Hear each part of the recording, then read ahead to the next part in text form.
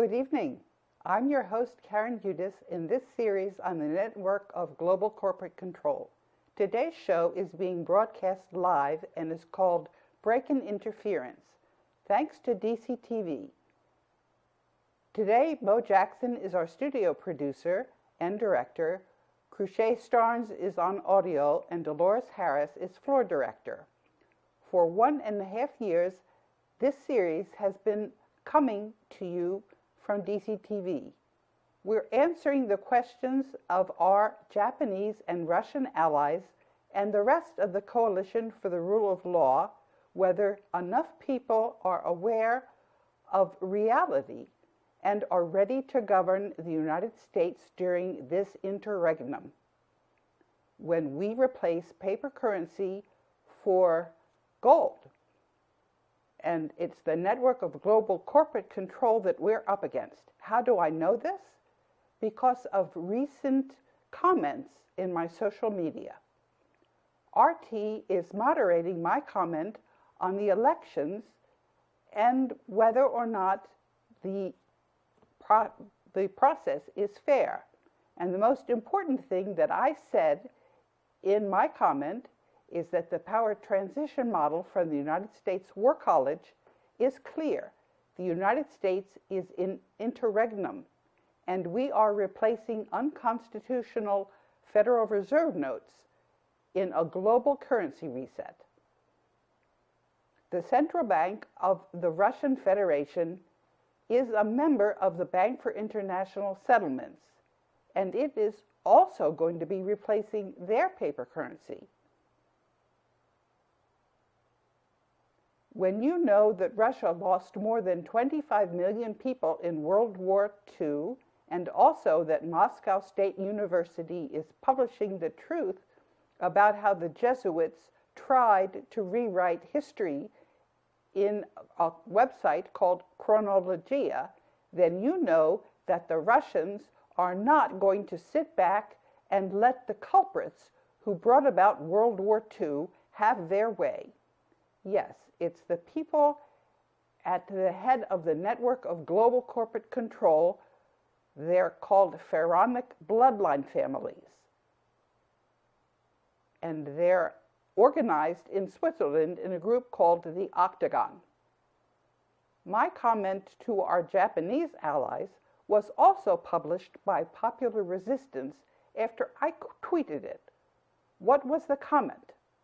The global currency reset depends upon the chain reaction among the BRICS.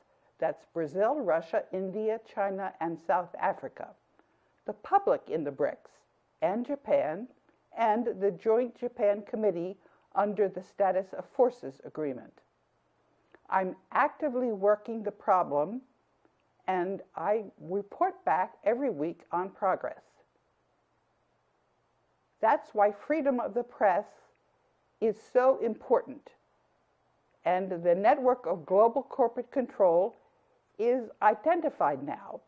They were identified by Stefani Vitali and also by Glatfelder and by Battiston in the Federal Institute of Technology in Zurich, Switzerland. And this network is often referred to as the banking cartel.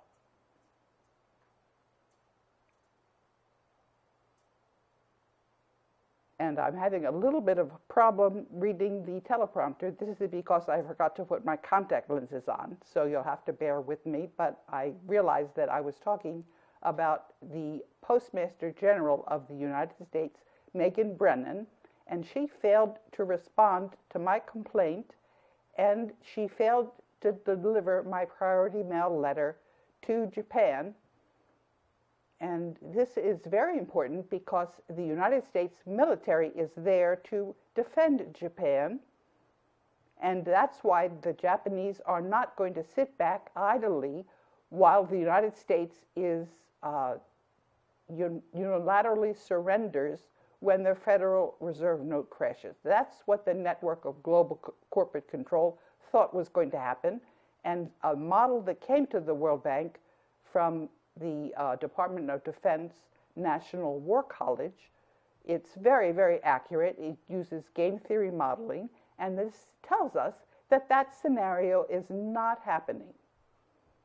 And senior members of the Japanese government know this full well because I met with them and spoke to them about how we were going to be working together with them as allies to take down this network of global corporate control.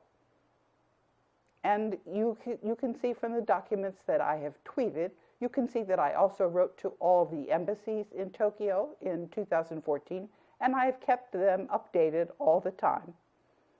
And the global currency reset is going to take place, and all of the embassies in New York and the embassies in Washington and the embassies in Tokyo know full well, and also much of the public knows this, because I brief you on DCTV. I upload this on YouTube, and then when you respond in comments, I take your comments into account.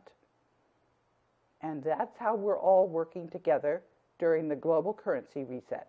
We are not going to allow the United States Federal Reserve notes and Japan's currency to crash. It's just not going to happen the way the network of global control wanted. And you can scroll up. I'm ready for the next part on the teleprompter.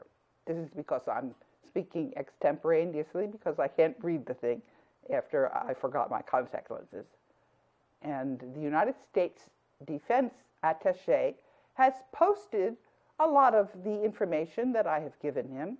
The power transition model is what we're going by, and it's very, very accurate. And this was my comment in Popular Resistance that posted my comment. The chair of the Joint Chiefs of Staff, General Joseph Dunford Jr., he is working for the network of global corporate control, and it's very clear that he's lost all credibility with all of the forces in the United States. And his corruption has been, he was caught red-handed. We showed how he was caught red-handed. And he, if I were him, I would resign, because people do not respect brass that are there to answer to treason. He's just treasonous, and he's not going to be protected. And he used military technology to try to take me out, and it didn't work. Why didn't it work? It's because the people of the United States are onto the network of global corporate control. They are finished. They're not credible.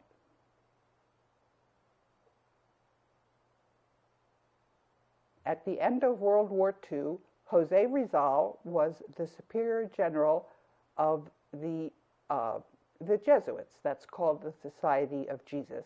And he handed over the Vatican's wealth to humanity in a trust called the Global Debt Facility. And this trust is administered by 189 ministers of finance and development. And these people are in a coalition that are now in control, and they're not taking any flack from the network of global corporate control. We have taken out their interference, and there's going to be a clip at the end of this series because I'm working together with a number of people, including Betsy Malone, who put this blog out, which is a very nice blog. You'll see it. I've put it up on YouTube, and a lot of people really liked it. We're going to upload this program afterwards, and more people are going to see this as well. And together with the compounded interest on bonds that are in the global debt facility, the Federal Reserve and all of the Bank for International Settlement is now insolvent. And these bonds offset all country indebtedness. What does this mean? This means that when you pay income taxes, which all go to the network of global corporate control, and we know this because Ronald Reagan had a study commissioned. It was called the Grace Commission, and this study shows that the network of global corporate control thought we were so stupid that we were going to let them get away with that scam. And the same people are the ones that are trying to introduce austerity programs. They're the same ones that are trying to rob all the people of their pensions because they think the Federal Reserve note is going to crash and wipe out all of the pensions. Well, we have another thing coming for them. The ones that are going to be wiped out are the agents for the network of global corporate control. And there are a lot of those agents, including just about every single member of the bar. So they're not going to, the legal profession is not going to be sitting very pretty very much longer. And it was Wolfgang Struck who tried to put a deal together to sell back the bonds that the Federal Reserve issued in the 1930s.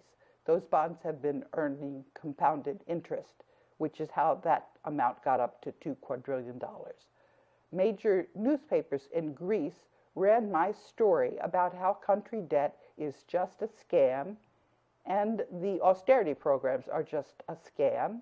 And this story is so big that it still shows up in the search engines, which are very, very corrupt.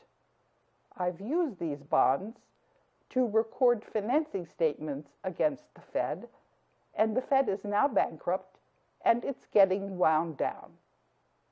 We put the segments up on YouTube, and we incorporate your comments. I read each and every one of them, and we answer your questions also here on the programs in DCTV. And we've been covering a lot of ground, and we've been doing what is sometimes called consciousness raising and in the year and a half that we've been on air. 6 months ago, we raised some of these issues, and I'd like to run a clip now, if you have that ready, where we were talking about General Dunford's treason.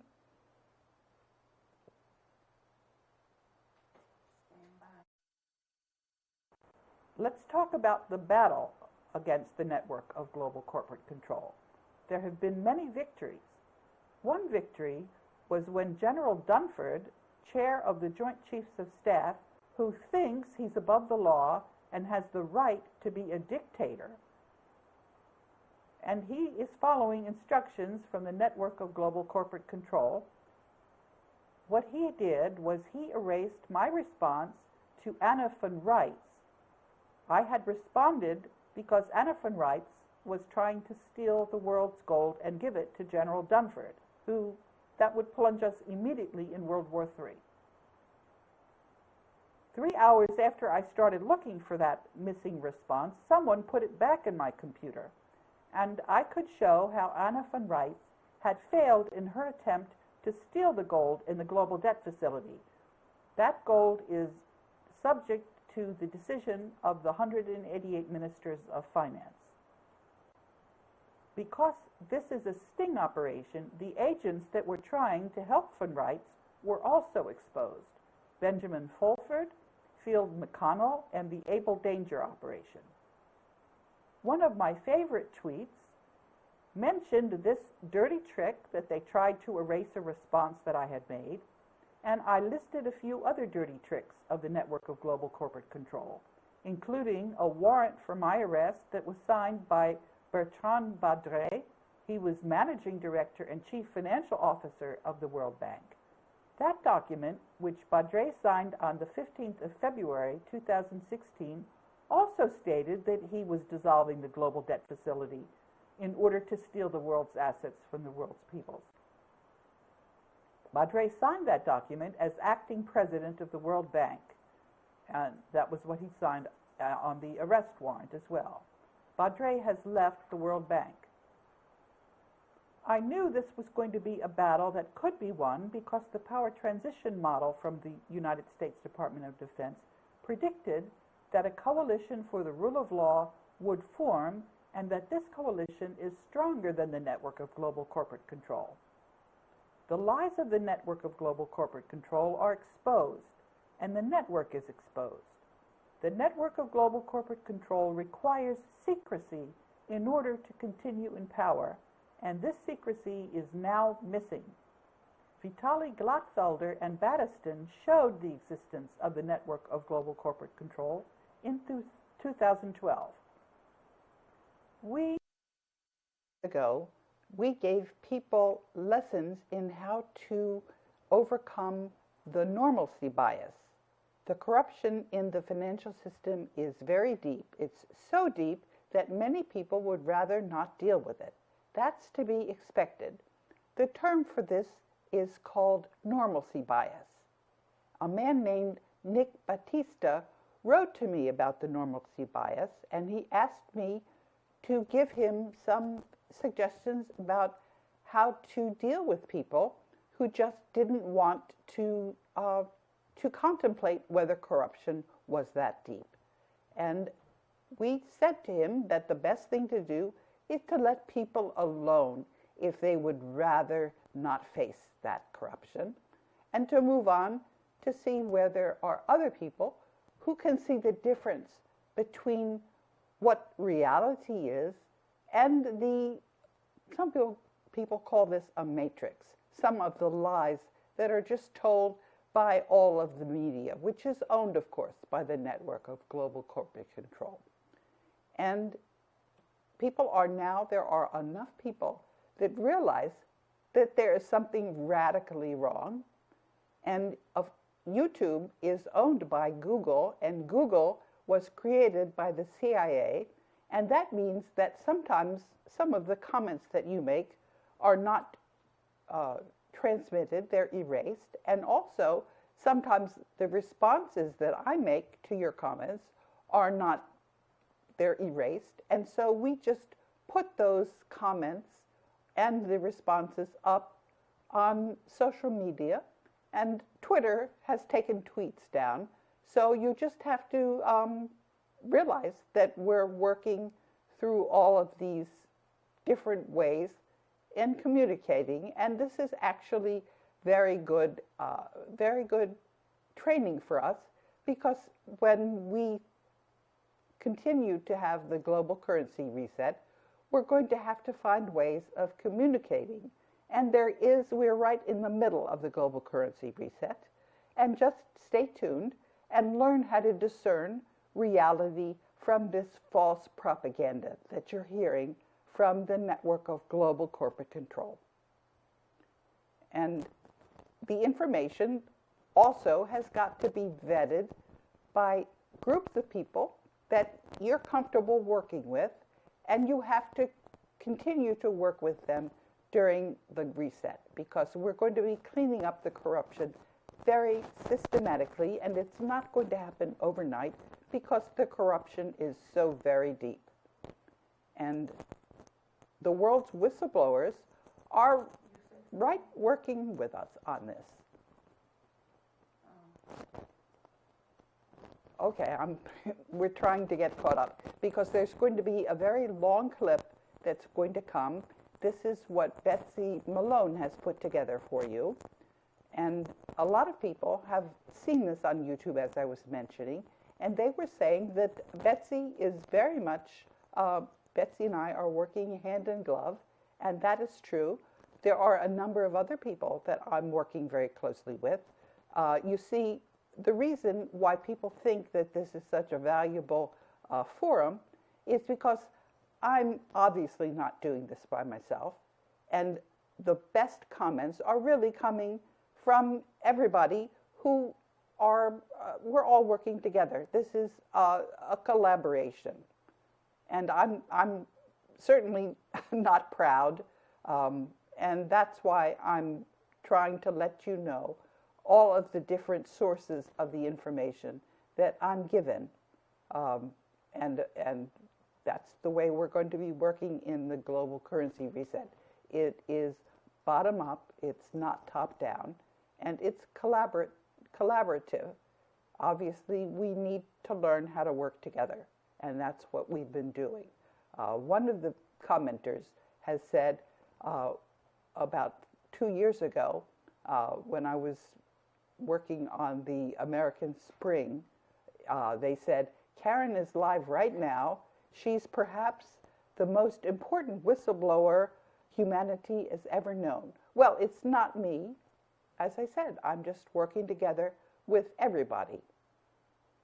And this is one of the nicest tasks that I have, is to learn to know the people that are also reclaiming humanity's birthright, because that is what we are doing.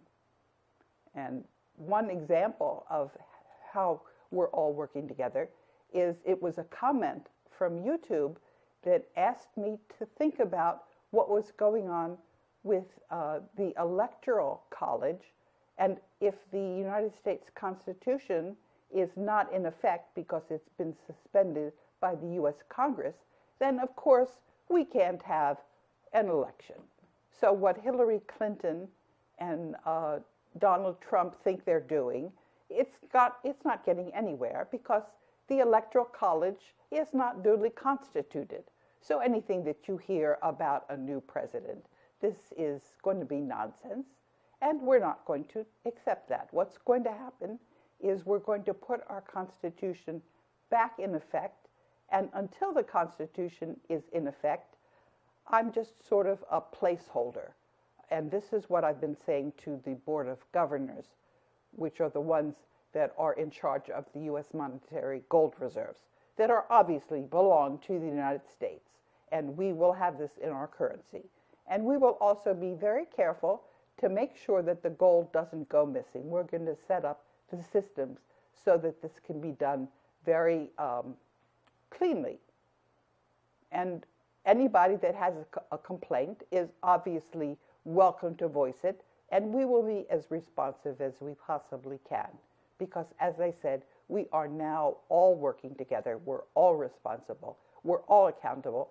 And obviously, I'm as accountable as anyone for the transparency during the global currency reset. And the systems have not been worked out in detail. And the reason for that is because I have got to be reporting to the Board of Governors. And you see, I'm not allowed to go into the building. I can just be tweeting and sending letters. I do try to use the mail. And I was going to talk a little bit about what's going on with the U.S. Postmaster General.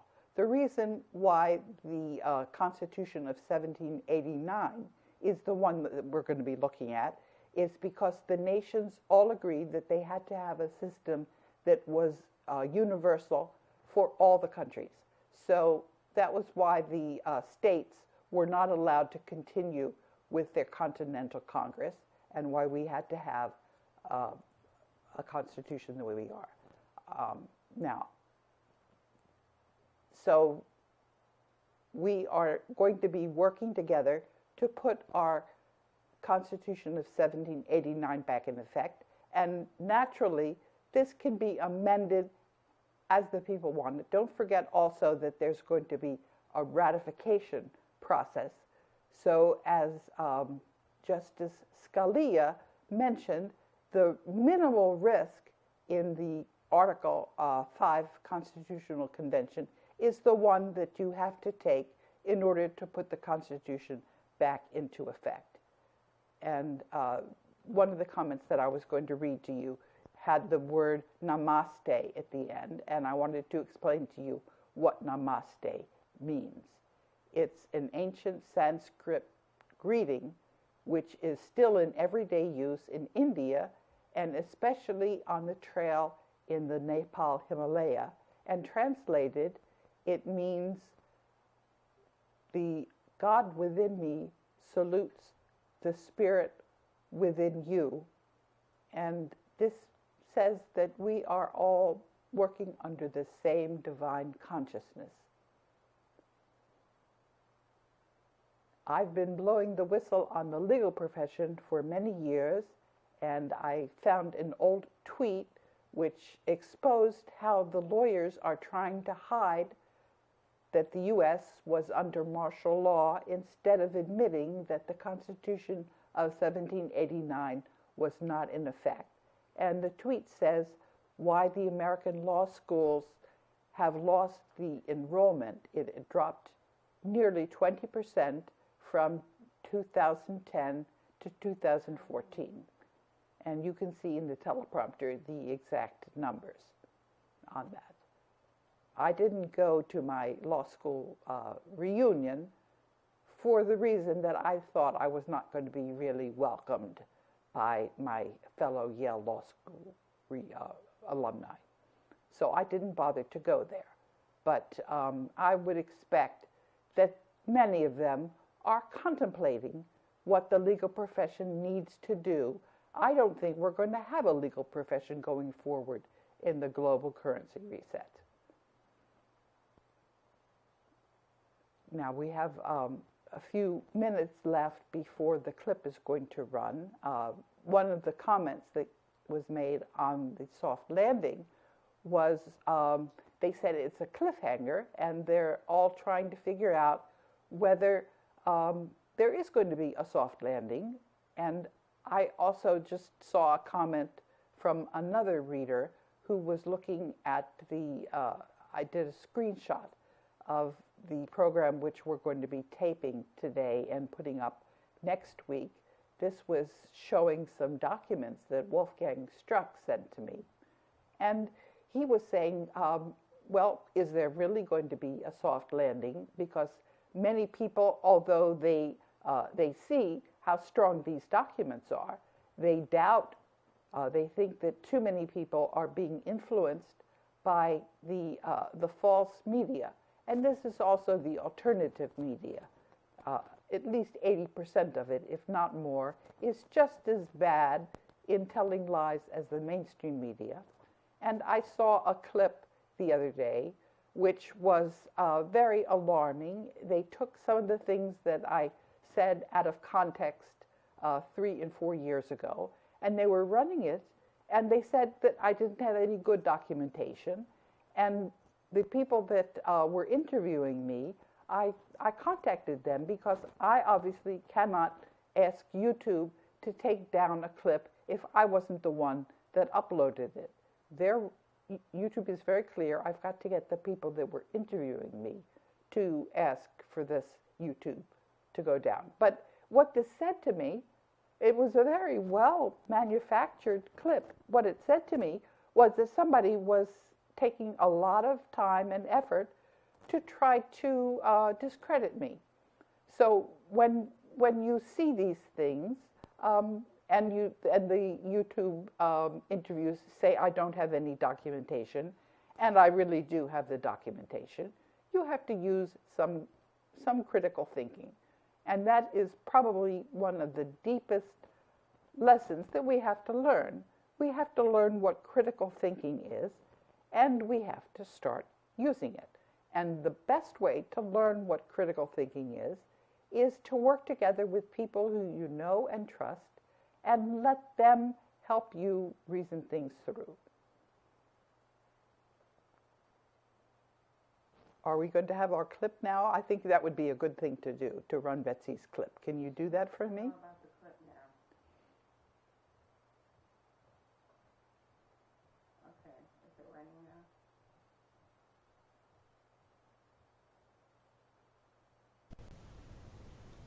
This is the blog that Betsy Malone has posted, and I've forwarded to all the people in my social media, which at this point is about 60,000 people, and of course they reshare it.